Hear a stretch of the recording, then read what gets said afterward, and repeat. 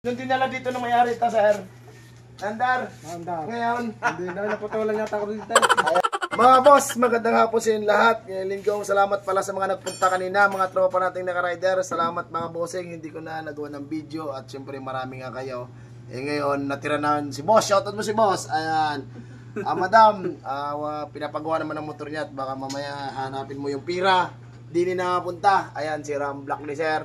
Mga bossing, marunong din kami daw. Ito mga click yan, oh.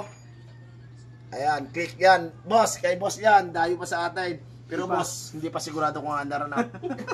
Basta rin ginagawa namin mga boss. Kung gusto nyo yung full video, mamaya mga sir, ating i-upload nyan. Tapos dito mga boss, yung mekaniko ko ng scooter, nasan ba yun? Si Buhay. Yung dinala dito ng may-ari ta sir. Andar.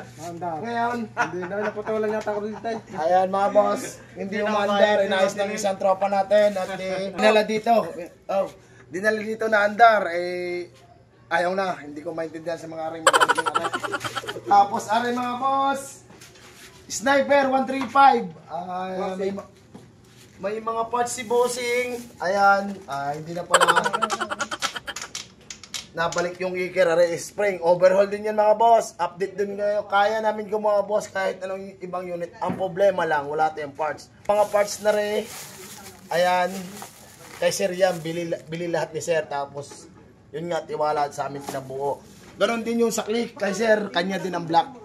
Pwede mo kami bumuo kaso nga lang, mas maganda i-schedule mga boss. Ayan. Update na lang kayo sa ambiyon yan, andar ba yan o hindi.